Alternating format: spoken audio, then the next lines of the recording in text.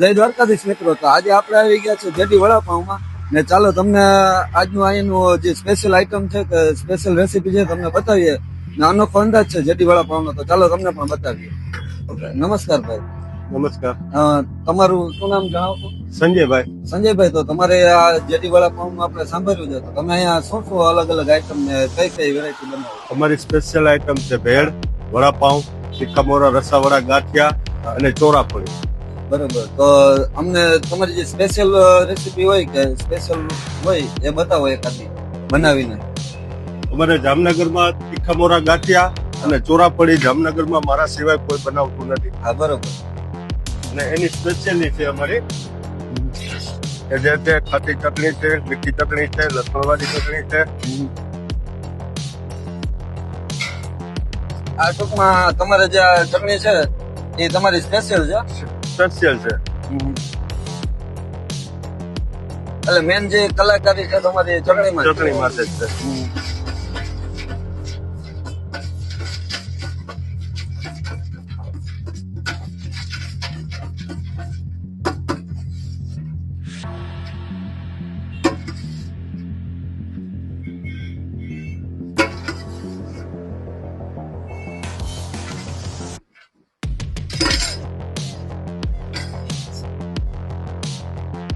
અમારી તીખા મોરા રસાવાળાની પ્લેટ છે.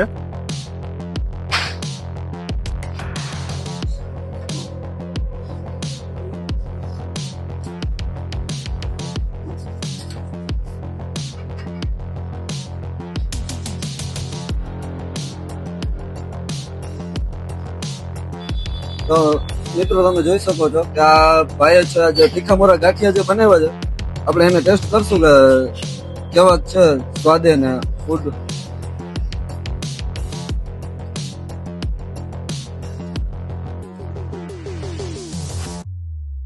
ખબર નથી પડતી કે આપણે ગાંઠિયા ખાઈ છે. કઈક અલગ જ ફૂડ ને કઈક અનોખો સ્વાદ છે, જોરદાર છે, તીખો મીઠો અને એક ચટપટો. તો એકવાર ટ્રાય કરજો તમે પણ. ઓકે, તો હવે ભાઈ આપણે તીખા મોરા ગાંઠિયાનો તો બહુ જોરદાર ટેસ્ટ હતો, પણ હવે તમે બીજી તમારી કઈ રેસીપી એવી છે કે તમે પ્રખ્યાત છે એની? અમારી ચોરાફળી પ્રખ્યાત છે.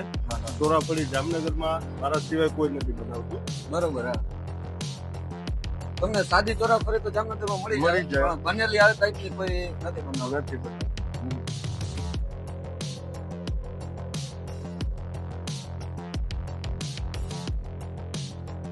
આ આવી ગઈ છે આપણી ચોરાફળી. હવે એમાં ચટણી ને બધું જે એમનું થાય છે જોશું આપણે. આ મીઠી ચટણી છે,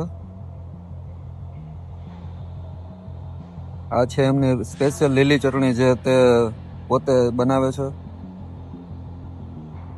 આ છે થોડી તીખી ચટણી, આ ડુંગળી સાથે થોડા મસાલા બી, અને આ મીઠી ચટણી ને હવે છે નાયલોન સેવ ને આ થઈ ગઈ છે આપણી ચોરાફળીની ડીશ કમ્પ્લીટ.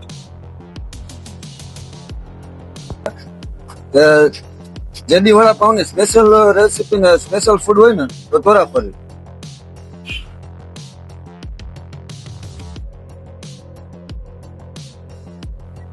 જોરદાર. ચોરાફળીમાં છે ને આવો સ્વાદ આપણે કોઈ જોયો નથી. સાદી ચોરાફળી મસાલાવાળી જોઈ છે, જેલો ચટણી મીઠું ખાતેલું હોય, પણ આના જેવી ચોરાફળી આપણે નથી જોઈ. બરોબર, એટલે એ કામ થઈ જાય.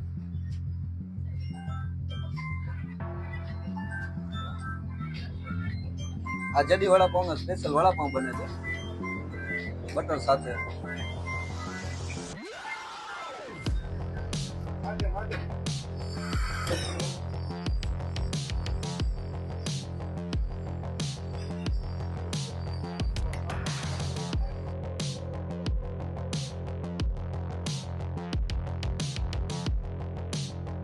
શું કે સંજયભાઈ, કેમ છે? મજામાં?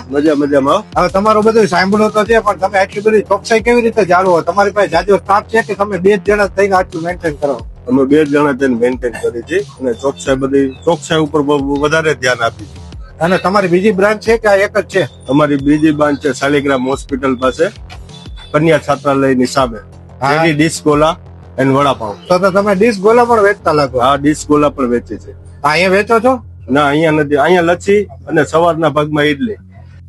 અને તમારે ઇડલી સંભારનો પણ અમે ટેસ્ટ કર્યો હતો. હા. પ્યોર સાઉથ જેવો લાગે છે ને એકદમ મસ્ત લાગે છે. તમે અહીંયા આવો અને એકવાર વિઝિટ લ્યો અને શુદ્ધતાની પણ એકવાર ચકાસણી કરો. ધન્યવાદ. હા સંજયભાઈ, નવીન શું બનાવો છો? નવીન અમારી ભેળ છે.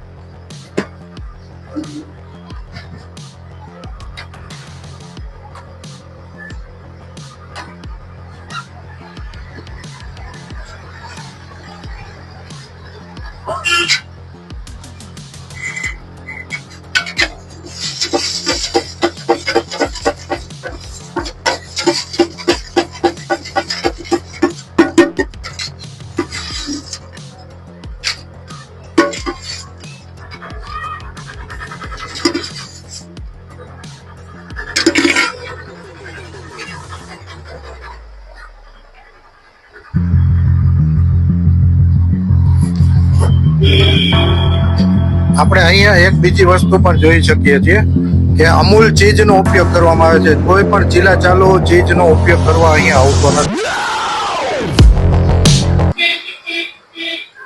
વડાપાઉં નું આપણે એડ્રેસ જોઈએ તો માર્ગદર્શન ગૌશાળાની બાજુમાં બ્લેક પાંદ અને જડી વડાપાઉં. જય દ્વારકાધીશ મિત્રો.